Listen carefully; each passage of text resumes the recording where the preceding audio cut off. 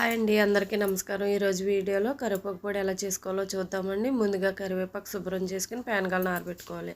నిమ్మకాయ సైజు అంత చింతపండు తీసుకుని ఉట్లు అవి తీసుకోవాలి. 1 స్పూన్ జీలకర్ర, 2 స్పూన్లు నువ్వులు, 2 స్పూన్లు పచ్చెనపప్పు, 2 స్పూన్లు సాయమినపప్పు, 1 స్పూన్ ధనియాలు, 1 రమ్మ ఎల్లుల్లిపాయ, 10 ఎండుమిర్చి. పొయ్యి మీద బండి పెట్టుకుని పచ్చిశనగపప్పు వేపుకోవాలండి. దోరగా వేగించుకోవాలి. ఆయిల్ లేకుండానే వేయించుకోవాలి. వేయించుకున్న తర్వాత సారీ అండి, వీడియో స్కిప్ అయింది. గుళ్ళు కూడా వేసుకుంటే పొడి చాలా బాగుంటుంది. గుళ్ళు కూడా వేపుకుని జీలకర్ర ధనియాలు వేపేసుకోవాలండి.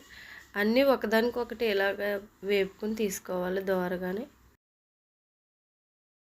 అవిసె గింజలు సారీ అండి, అవిసె గింజలు మర్చిపోయాను. అవిసె గింజలు కూడా చాలా మంచిదండి జుట్టుకి కూడా.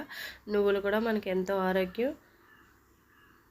ఇలా ఒకదాని తర్వాత ఒకటి వీడియో చూపిస్తున్న విధంగా వేపుకోవాలి. వేపిన తర్వాత వెల్లుల్లి కూడా కొంచెం అలా సెక్క చూపించాలండి, అంటే నిలవ ఉంటుంది పొడి. చింతపండు కూడా అలా వేపుకోవాలండి. కొద్దిగా ఆయిల్ ఏమీ ఆడదండి, ఆయిల్ లేకుండానే అన్నీ వేపుకోవాలి. కొద్దిగా ఉప్పు, కళ్ళుప్పు వేసుకుంటే పొడి చాలా టేస్టీగా ఉంటుందండి. ఒకసారి ట్రై చేయండి. ట్రై చేసి ఎలా ఉందో చెప్పండి.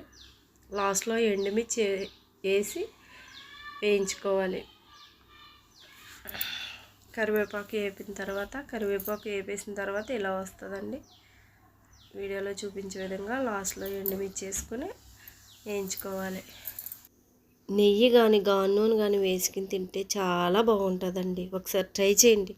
అన్నీ వేపుకున్న తర్వాత ఈ విధంగా ఉంటాయి. చల్లారిన తర్వాత మిక్సీ తీసుకొని మిక్సీలో వేసుకోవటమే. పప్పులన్నీ వేసుకొని మిక్సీ పట్టాలి. కరివేపాకు కూడా లాస్ట్లో వేసుకోవాలి. వెల్లుల్లి కూడా లాస్ట్లో వేసుకుంటే మంచి స్మెల్ వస్తుందండి. చేయండి. Please subscribe.